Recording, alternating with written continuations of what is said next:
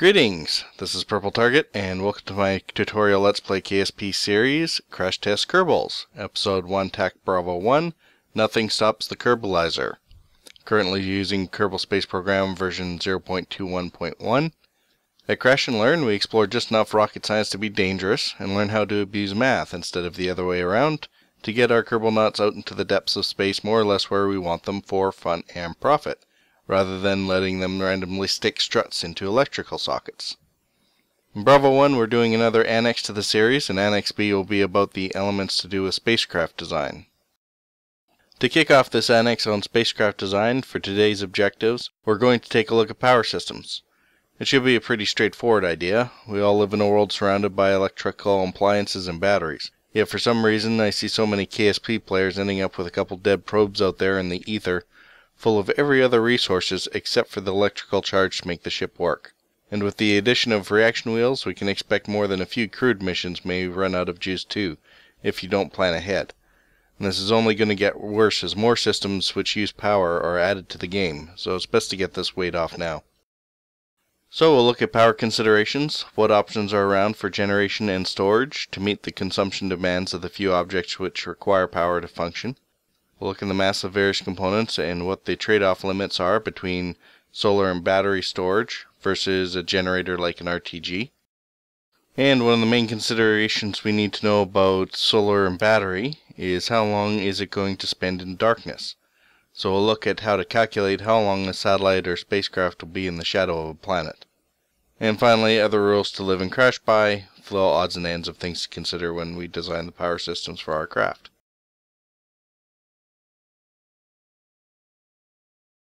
We'll pop over to the spanking new redesigned spaceplane hangar. Now of course any proper power system is going to require a generator, some storage, and a load. So here we have one of the most common generators, the solar panel, which as long as it's mounted towards the sun, should generally have no trouble charging this stack of batteries, which can act as storage, in this case to 1500 units of charge. And here we have a consumer, one of the small probe bodies, which even if they're doing nothing else in this world will still consume 1.7 units of charge per minute. So as much as people like putting whackloads of solar panels onto their space stations and load up a bunch of batteries on top of their landers, the question to ask here is how much do you really need? So this minimal arrangement does provide the generator, the storage, and the consumer, and the storage is sufficient to keep that consumer running for 14.7 hours. Which is enough if this probe was sitting on the surface of a planet, say Eve, would keep it alive through the night. So one of the excellent changes that they made in 0.21 is that all the batteries now have the same power density. That is, they all have the same mass for the same amount of charge. So this solar panel and collection of batteries has the same mass as the previous set, and the same 1500 units of storage. However, the consumer probe in this case uses 3 units of power per minute, so the batteries here will only last for 8.3 hours. But that is enough to keep the probe alive through the night on, say, Minimus or Lathe. So again, 1500 units of power, but this time the consumer being a small probe body and 4 floodlights, which might work for a battery-operated street lamp or something. And with that combination, it should last for 3.8 hours, which should be enough to get it through the night on Kerbin, or perhaps Gilly. And now for something completely different, we have our radioisotope thermoelectric generator, or RTG. So just like our solar panel and 1500 units of power out of our batteries, this also weighs 0.08 tons. However, it produces about as much power as that solar panel does, but it does it all the time, day or night, shadow or not.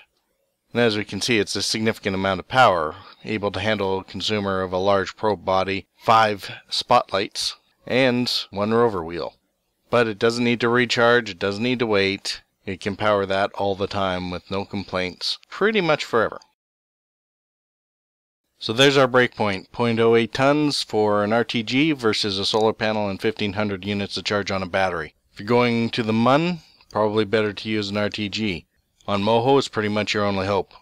But for shorter durations or lighter consumers, maybe solar and battery is a lighter and preferable solution. It all depends on the mission. Mission, of course, can also be affected by demand consumers as well. Reaction wheels aren't on all the time, so battery power might give you enough to do limited maneuvering while you're in orbit. But if you're going to be using a rover with wheels to cruise around at night, yeah, forget about it. Get an RTG. Now, of course, daytime applications for solar panels are a little bit different because their power generation depends on the distance from the sun.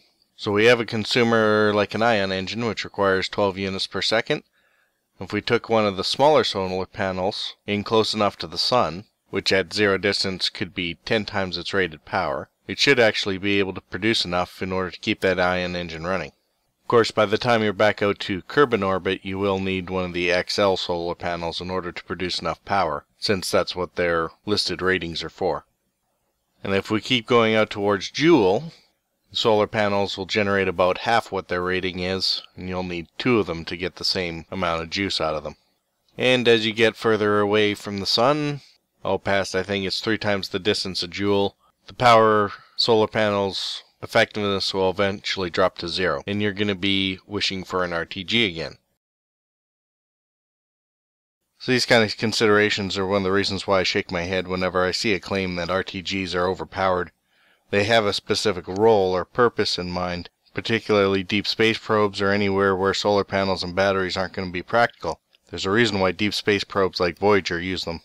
And if you want any kind of day or night vehicle, particularly rovers, you're pretty much going to need them.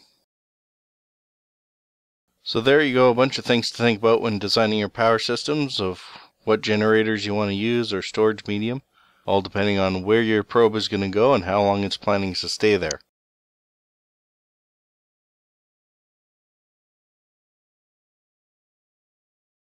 So for our mission today, we're going to put our third LKO sat into orbit, and with a RAN 60 degrees offset from the other 2. And with some of the improvements we've gotten 0.21, we have the Garnet Mark IV, which still has the same third stage boosters. However, the addition of reaction wheels, particularly the replacement of the SAS modules in the first stage, give it enough control authority that we were able to get rid of the RCS and put in a probe body and a battery so that it can act independently after separation if necessary. And it still saved enough mass that we were able to lighten significantly the second stage to run on only one LVT-45 engine. Still good to put 2 tons into LKO orbit, but of course the LKO sat is pretty much as the other 2 already in orbit, and it is way lighter.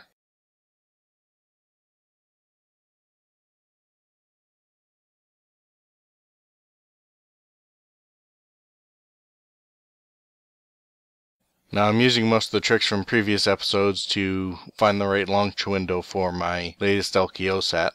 We can target LKO number 2 and wait for the KeoSat, which is right above the KSC, to sync up with it on the descending node, which only happens on the hour. And at one orbit of that LKO2 sat, the KSC will have moved 60 degrees off of that orbital plane, and that'll mark the launch window for LKO sat number 3. And it's going to want to go in the same direction as 1 and 2 on descending fashion.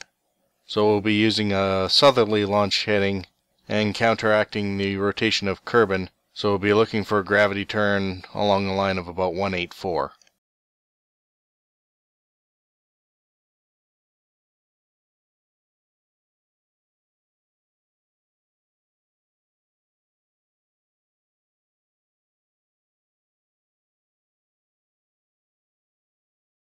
Ten, 9, 8, 7, 6, 5, 4, 3, 2, 1.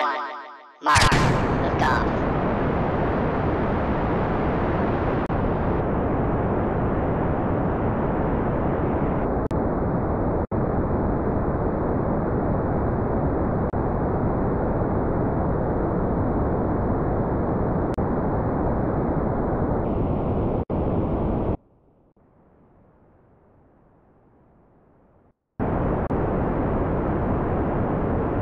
So using power and such should be pretty straightforward. I'm not going to go over the math involved in determining how long a battery should last.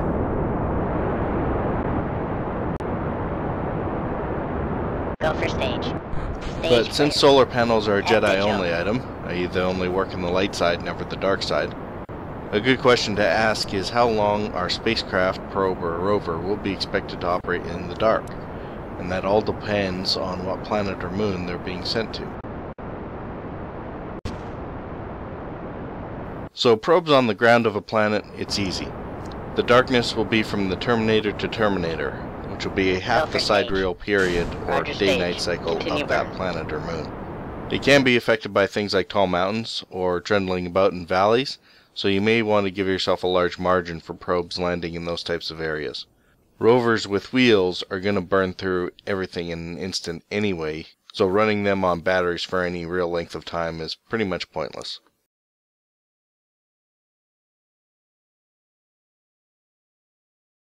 However, up in orbit, things get a little bit different. Here we have our parking orbit, and of course, a spacecraft will be moving around the planet, so we're not at the mercy of the planet's rotation. So at our standard 80-kilometer parking orbit, the period to contend with is a lot shorter, only 31¼ minutes. And instead of going into darkness at the terminator, our spacecraft can remain happily in sunlight for some time, until it falls into the shadow of the planet. It's like being on top of a mountain on steroids. So the trick is to find out where that point is, and then determine how long it will take to travel to the opposite point where it emerges from the shadow on the other side. So to make this problem easier to calculate, and since both sides of the planet and the orbit are pretty much symmetrical, we can look at just half the orbit. So the period from noon position to midnight is only 15½ minutes. Adjusting. So as in the last episode, I'm using the maneuvering board again, although this time I'm not going to go through separate iterations of the formula and the maneuvering board solution. I'm going to do them both at the same time, because the diagram on the maneuvering board demonstrates the principles and acts as a proof for the formula. So already having drawn on the planet at the appropriate radius, the shadow zone can be drawn straight up from the side of the planet. And of course the radius for the parking orbit has also been drawn on. So we can find where the radius of the planet starts blocking the sun, where the circle of the orbital path intersects the straight line of the shadow zone. And of course that orbital path is drawn on based on the semi-major axis of the orbit. So this allows us to find phi, which is the angle between where darkness starts and the midnight position. So phi is taken from the arc sign, as seen here, of the radius of the planet r, divided by the semi-major axis of the spacecraft's orbit, a. So if we roll off in that position, there's the phi angle of 62 degrees.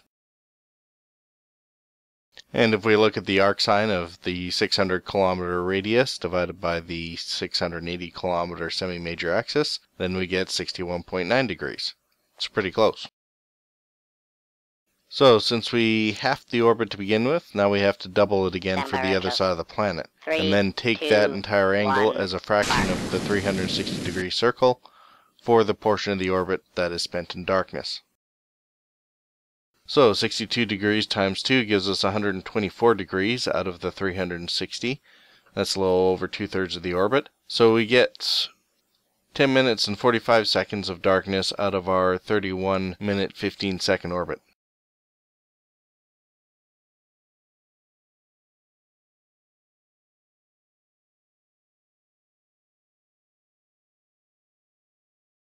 So to review again, here's our time and darkness formula. Take the radius of the planet divided by the semi-major axis of the spacecraft's orbit, get the arc sign, double the angle, divide by 360 to get the proportion of the orbit spent in darkness, multiply that by t, the orbital period, and we're done. So we've gone through all this trouble of predicting how much time will be spent in darkness. Let's test the theory. Now, the LKOSat has 110 units of charge on board between the probe and the battery, and it draws at 1.7 per minute, so without maneuvering, it should have a stay-alive time of a little over an hour. And for a darkness period of 10 3/4 minutes, it should use about 18 units of charge, bringing it down to around 92 out of 110. Sound about right? Of course, the actual parking orbit that we're in isn't the one that we calculated. This one's sitting at 79 kilometers by about 137. And looking at the time differential between the periaps and the apoaps, It's looking to be about 32 minutes 52 seconds for the orbital period. Now similarly, a in-game way to estimate the darkness period for the orbits that you're in is just to use a couple of maneuver nodes at sunset on the orbit and sunrise, as I'll do here. So now looking at the time difference between these two nodes, our darkness period should be about 10 minutes and 55-ish seconds.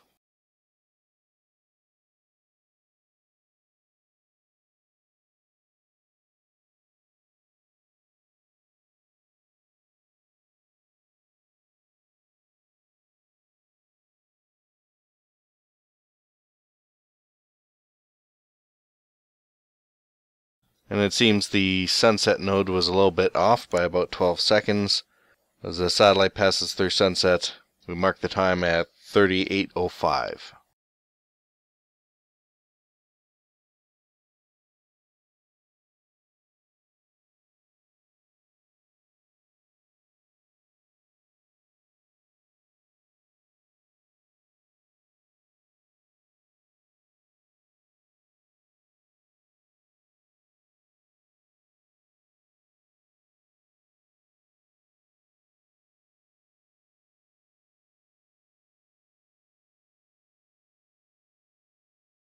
And as we approach our sunrise node now, we can see our power drain has gone down to about 92.5, which is more or less on track.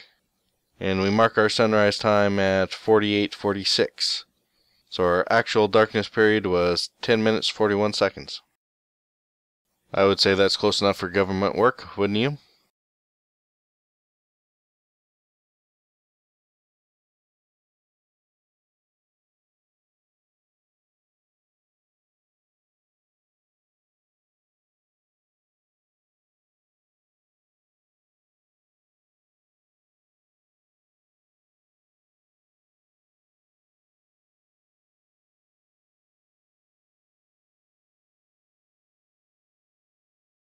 Okay, so we'll let the Kerbals at Mission Control carry on trying to get LKO-SAT-3 into its final orbit.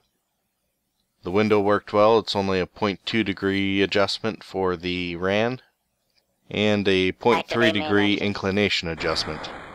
And then they just have to time their transfer and injection burns properly so that LKO-SAT-3 syncs up with 1 and 2.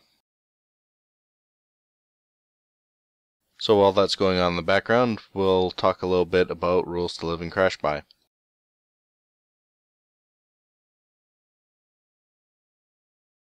If you're going to use the maneuvering board, you're going to lose the effectiveness if your orbit is beyond 30 to 60 times the radius of the planet. Not only is it impossible to mark accurately, but you're going to be looking at fractions of a degree, and the maneuvering board has an error margin of about that size.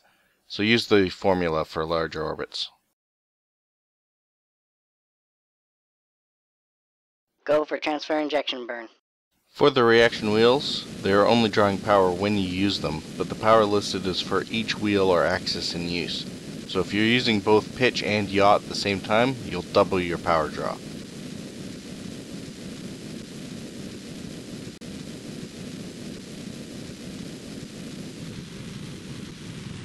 If you're sending a mission to a moon, your key consideration may be the moon eclipse period around the main planet, not the spacecraft orbiting the moon itself.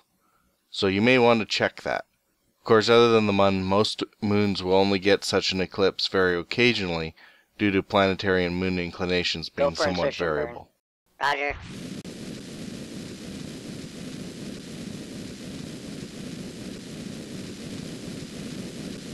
If you're in a highly inclined orbit, you may or may not get darkness for long periods. KSP doesn't simulate sun-synchronous orbits where the satellite orbit can torque itself to always be in sunlight, but even an LKO polar satellite will still have sunlight at all times for about 2/3 of the Kerbal year.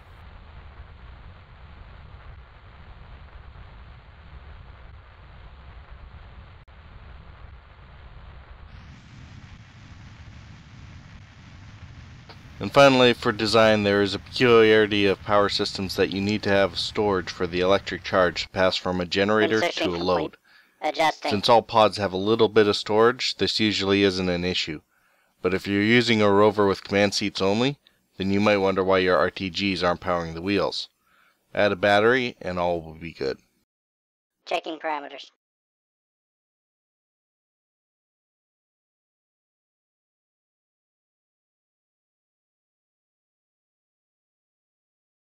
Adjusting. So with a fair amount of fine tuning, LKOSat-3 can get Adjusting. into final position. With Periapps and ApoApps, 450, 466, and 450, 547. About an 80 meter difference and a lot closer than I would generally bother, but apparently these things can be done manually, with just a fair amount of patience. And then if we check the intersect with LKOSat 1 and 2, we can see how close they are for that. Roger.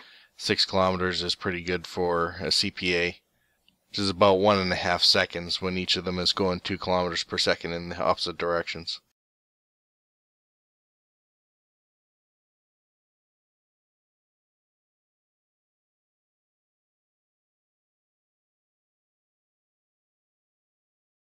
Standby CPA LKOSat 1, 6 kilometers in 5 seconds.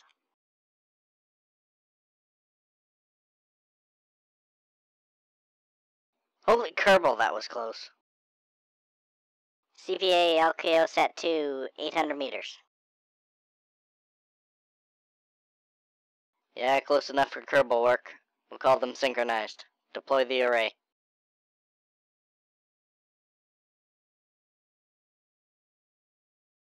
As an extra bonus question, you can challenge yourself by figuring out what the planned darkness period is for a 1 hour orbit. Should have an altitude of 450,514 meters. I'll leave the answer in the video description, and if you get it right, you can win yourself a cookie from whatever cookie jar you happen to have handy. I can't guarantee your safety if your mother or spouse busts you in the process. Telling them I said you could have a cookie may or may not be enough. So I would suggest showing all your work, so you can convince them that you got the right answer too. So now you should be well prepared to go out and deal with the darkness, and maybe even illuminate others. This is Purple Target at Crash and Learn. Peace out.